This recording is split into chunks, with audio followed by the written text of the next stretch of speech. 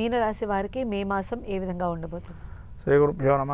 శ్రీ మహాగణాధిపతి నమ. సరస్వతి నమ. మీనరాశి వారికి వీళ్ళకి ఈ యొక్క మే మాసంలో, వైశాఖ మాసంలో జన్మంలో శని శుక్రులు, ద్వితీయ నుంచి తృతీయంలో బుధుడు రవి, చతుర్థమందు గురువు,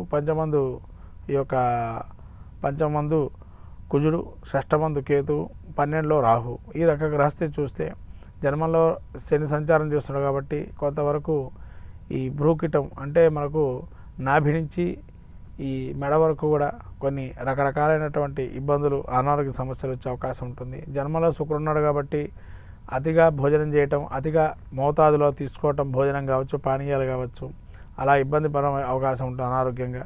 12లో రాహు ఉన్నాడు కాబట్టి విదేశీ పెట్టుబడి, విదేశీ ప్రయాణాలు కానీ కలిసి వచ్చే అవకాశం ఉంటుంది. విదేశీ విద్య కానీ ఖర్చులు ఎక్కువ పెడతారు. ఖర్చుని అదుపు పెట్టుకోవటం మంచిది. అలానే వీళ్ళకి రవి బుధులు తృతీయంలో ఉన్నారు కాబట్టి తృతీయంలో రవి అనారోగ్యం వచ్చినా కూడా తొందరగా బయటపడే అవకాశం ఉంటుంది. బుధుడు మాత్రం తృతీయంలో ఉండడం అంత మంచిది కాదు కాబట్టి వీరికి తోబుట్టువులే కొంత నైపుణ్యతగా ఆలోచన చేసి వీళ్ళ పైకి తీసుకునే ప్రయత్నం చేస్తారు. అర్ధాష్టమ గురువు కాబట్టి కొంత వీరికి కంఫర్ట్ జోన్స్లో మంచిగా ఒక సుఖవంత జీవితం గడిపేటువంటి వారు కానీ, వాహనాలకు సంబంధించి కానీ ప్రమాదాలు జరిగే అవకాశం ఉంటుంది. అనుకోకుండా కొన్ని వాహన ప్రమాదాలు జరిగే అవకాశం ఉంటుంది. జాగ్రత్తగా ఉండడం మంచిది. లేదైనా ఈ యొక్క గురువు చతుర్థం ముందు ఉండడం వల్ల పెద్దల వల్ల శాపాలు కలగటం, అంటే పెద్దల్ని దూషణ చేయటం లాంటివి జరిస్తారు. వాటికి దూరంగా ఉండడం మంచిది.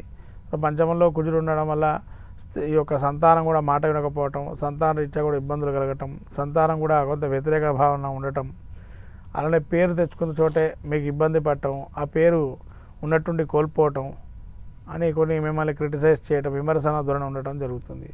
అలానే కేతువు వీళ్ళకి ఈ యొక్క 6లో ఉండడం వల్ల కొంత భక్తి జ్ఞాన వైరాగ్యాలు కానీ, తెలియని వ్యాధి ఒకటి వచ్చి మళ్ళీ వెళ్ళిపోవటం లాంటివి జరిగే అవకాశం ఉంటుంది. ఈ 12లో రాహు ఉండడం నిరాశ నిస్పృహలు, కొంత కంటికి సంబంధించిన వ్యాధులు కానీ, తర్వాత పాదాలకు సంబంధించిన వ్యాధి కానీ వచ్చే అవకాశం ఉంటుంది. ప్రయాణాలు చేసేటప్పుడు జాగ్రత్తగా ప్రయాణం చేయడం మంచిది. ఓకే, అలానే మీ కుటుంబంలో ఎలా ఉండబోతుంది ఈ రాశి వారికి? కుటుంబంలో కొన్ని వ్యతిరేక భావనలు ఉంటాయి, మనస్పర్ధలు వచ్చే అవకాశం ఉంటుంది. జాగ్రత్తగా ఉండడం మంచిది. ఓకే, ఈ రాశి వారికి ఎలాంటి పరిహార మార్గాలు ఉన్నాయండి? ఈ రాశి వారికి విష్ణు సహస్రనామ పారాయణం చేసుకోవటం అత్యంత మంచిది. తర్వాత ప్రతినిత్యం కూడా లక్ష్మీనారాయణ పట్టిమ కానీ, లక్ష్మీనారాయణ ప్రతిమకు కానీ పూజ చేసుకుంటడం వల్ల చాలా అద్భుతంగా గోచరిస్తుంది.